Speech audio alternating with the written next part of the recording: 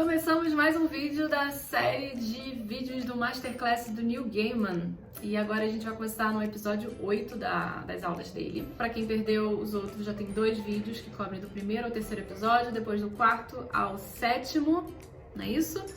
E agora a gente começa no 8º. Sem muito spoiler, só pra dar aquele gostinho e um pouco das minhas anotações, que é mais ou menos o que eu tenho feito aqui nessa playlist sobre a escrita. Depois do estudo de caso que ele faz com o Livro do Cemitério, agora ele faz com o conto March Tale, que ele fala de um experimento sobre trabalhar num café com outras pessoas olhando. E toda a ideia aqui desse episódio é entender que qualquer coisa pode ser um ponto de início. Literalmente qualquer coisa. Você tá num café trabalhando, com outras pessoas olhando, né? E aí você pensa, sei lá, você escuta alguma coisa, escuta um diálogo, vê alguém fazendo alguma coisa e aquilo pode ser um ponto de início para sua história.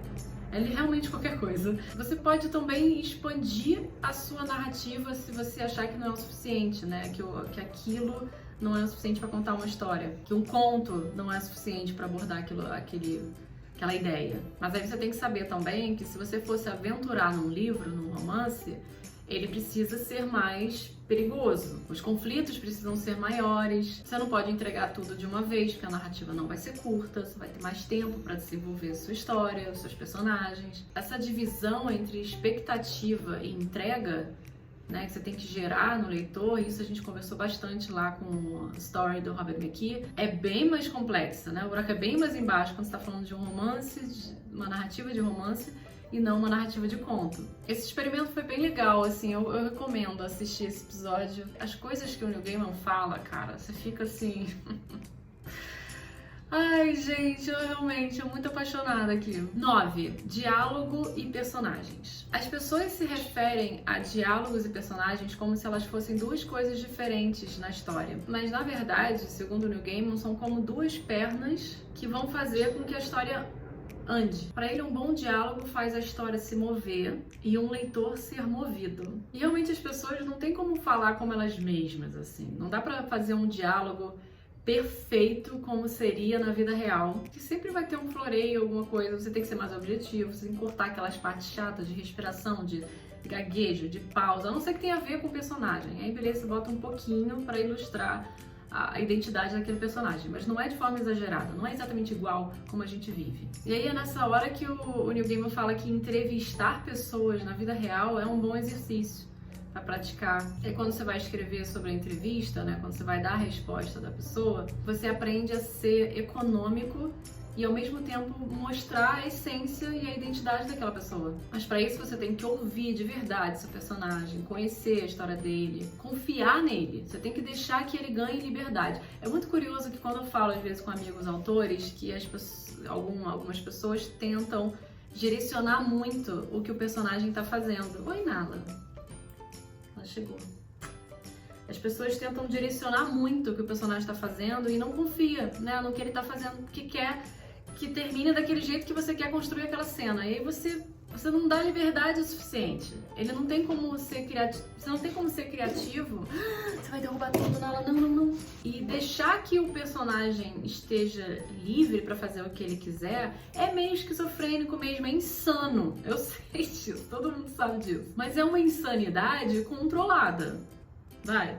Bem ou mal, o escritor é o cara que é o deus, né, da própria história. Ele vai definir o que vai acontecer, de fato, tá na nossa cabeça. Mas a liberdade para os diálogos e para a interação, você tem que dar, você tem que saber confiar no seu personagem. Sobre a pesquisa, ele diz para você pesquisar o suficiente, mas para não se prender tanto a ela, para não ficar obcecado, senão você não consegue avançar. Mas não consegue avançar mesmo. Olha, para o estudo se tornar uma procrastinação, eu sei. Nem adianta olhar para mim desse jeito, eu sei que você faz isso. O legal é você criar, independente de pesquisa ou não, você cria aquela característica única para o seu personagem, ou características que vão fazer com que o leitor se lembre dele, que é uma coisa que o Neil Gaiman faz com maestria, como eu já falei no vídeo anterior. Não tem personagem do Neil Gaiman que seja igual ao outro. Não existe. Não existe. Cada um tem algum quê, assim, que é exatamente como você vê as pessoas ao seu redor, sabe? Na sua família, nos seus amigos, com seus amigos, com as pessoas com quem você trabalha. cada um tem a sua identidade, a sua característica específica, então é isso que você tem que trazer para os seus personagens. Aqui tem um estudo de caso do Neverwhere, que é o Lugar Nenhum, né, a tradução do livro aqui no Brasil. É um dos meus livros também que eu gosto muito, assim, que eu admiro demais do Neil Gaiman, não é o favorito, mas foi o primeiro livro que eu li do Neil Gaiman. Foi o primeiro. Lá quando eu tinha meus, sei lá, 15, 16 anos, foi até empréstimo de um amigo meu que apaixonado por esse livro, ele me passou e eu li, eu fiquei assim, uau, que mind-blowing total. E aqui tem o estudo de caso do livro para falar dessas características únicas de personagens. Eu teria falado muito mais do livro do cemitério, mas enfim, aqui também tem. E é bem nítido. É bom você ver o Neil Gaiman discutindo sobre isso para você entender o que ele quer dizer também com as características únicas. Características marcantes, não só únicas. Isso é importante reforçar. No capítulo 10, ele vai fazer um estudo de personagem, um estudo de caso de personagem do October Tale. Ele exemplifica, ele mostra para você aqui como que você pode mostrar o personagem ou em movimento ou estático. Porque o personagem em movimento, você tem uma preocupação muito maior de intrigar o leitor a entender o que está acontecendo, além de toda a sua personalidade específica, única e etc. E todos os conflitos internos e externos que ele possa ter. E o personagem estático, você tem muito mais a preocupação do conflito interno, né? 11. Construção do mundo. Tem coisa melhor que construir um mundo? Eu tenho o complexo de Deus.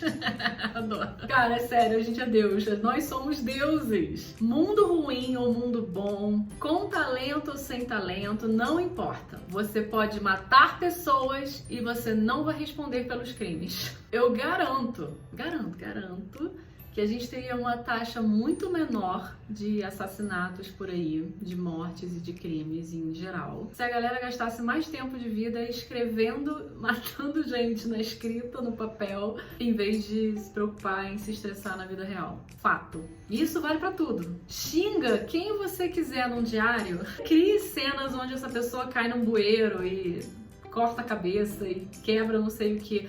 Imagina Happy Tree Friends. Você lembra do Happy Tree Friends? Que tinha sangue, desenho bonitinho, que todo mundo morria de uma maneira mais trágica possível, era bizarro, sangue pra tudo quanto é lado. Escreve essa cena de pessoas que você não se dá muito ou que você tem alguma coisa contra.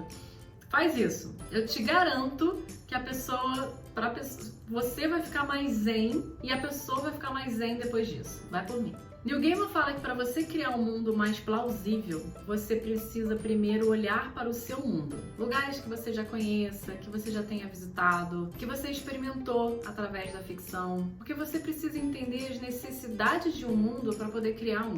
Então, é necessária alguma experiência. Nesse ponto, a idade conta um pouco, né? Quanto mais idade você tem, mais experiência dentro de um mundo você tem, mais mundos, talvez mais regras ou não regras de mundo você consegue criar. Isso é da minha cabeça, tá? Mas faz sentido. Eu não tô dizendo que crianças e adolescentes não possam escrever de forma alguma. Mas eu quero dizer, quanto mais velho você é, mais essa visão de mundo você adquiriu ao longo do tempo. É matemática, gente, é idade, não tem muito como fugir. Mas ainda que você não tenha tanta experiência de vida, você pode sim ter alguma experiência e olhar para o seu mundo, detalhes, dificuldades, tudo que tem a ver com ele para que você possa entender como transportar isso para o mundo que você está criando. E é claro, é importante que você conheça as regras do seu mundo para a história ser verossímil, mas você não precisa contar tudo para o seu leitor. O Neil Gaiman diz que é importante você saber. Lembra lá atrás que ele fala, escreve tudo que você sabe sobre esse personagem. Beleza, mas tudo que você sabe sobre o personagem é um Everest, né? É uma coisa enorme. Você pega só um pouquinho para você passar para o seu leitor, aquilo que interessa, ainda mais aquilo que interessa naquele momento. E até porque se você for pensar em mundo real, ninguém te diz todas as regras assim, você vai conhecendo aos poucos. A partir do momento que você vai vivendo, vai quebrando a cara, vai enfrentando desafios, você vai entendendo quais são as regras daquele seu mundo. E como que você entende? Errando, né? A melhor forma de aprender regra é errar. Então faça com que os seus personagens errem para aprender as regras. Aí se você for escrever sobre um lugar real, faça o dever de casa, né? Conheça sobre aquele mundo, leia sobre ele, visite, talvez. O Neil Gaiman fala que é feio você falar sem entender algo. E assim, poxa, eu super concordo. Porque quando você tá lendo uma coisa, você não quer ser enganado, né? Você não quer ser enganado como leitor. Tipo, você quer... Mesmo um lugar fictício, né, que tem elementos fictícios, eles precisam ser elementos plausíveis. Uma das coisas que, por exemplo, me irritou um pouco no filme da Viúva Negra é que tem certas cenas que a Viúva Negra tem que resolver, conflitos que ela tem que resolver, que se você transportasse para o mundo real, aquilo não aconteceria, não daria para você fazer, porque foram deuses ex machina que resolveram aquele problema, né? Não estava dentro de uma narrativa bem construtiva. Isso é uma crítica minha do filme, tá? Sem nada a ver aqui, muito paralelo. Mas é mais ou menos isso que o Neil Gaiman quer dizer. Quando você for escrever uma narrativa, que seja fictícia, que seja irreal, né? No sentido da palavra, mágica, enfim. Mas que dentro do seu mundo eles sejam coerentes e plausíveis, e que se você transportasse para o mundo real que magia existisse, aquelas coisas funcionariam. É isso que ele quis dizer. Até porque quando você tem uma sensação de que algo é real no mundo fictício, quando você está lendo uma história de ficção, a probabilidade daquilo fixar na sua memória é muito maior. A gente imortaliza aquilo, é como se a gente tivesse de fato viajado para esse mundo. Volta e meia eu sonho com a Terra-média como se eu tivesse visitado, assim, como se eu tivesse vivido em algum momento na minha vida um intercâmbio que eu fiz na Terra-média. É sério, de tão real e de tão plausível que é aquele mundo que o Tolkien criou. E eu já fazia isso muito antes do Peter Jackson criar e levar para as telonas a versão dele da Terra-média. Eu já tinha uma Terra-média na minha cabeça só de ler os livros do Tolkien. E o Tolkien só deu vida à Terra-média, ele só fez com que aquilo parecesse real pra gente porque ele conhecia aquele mundo.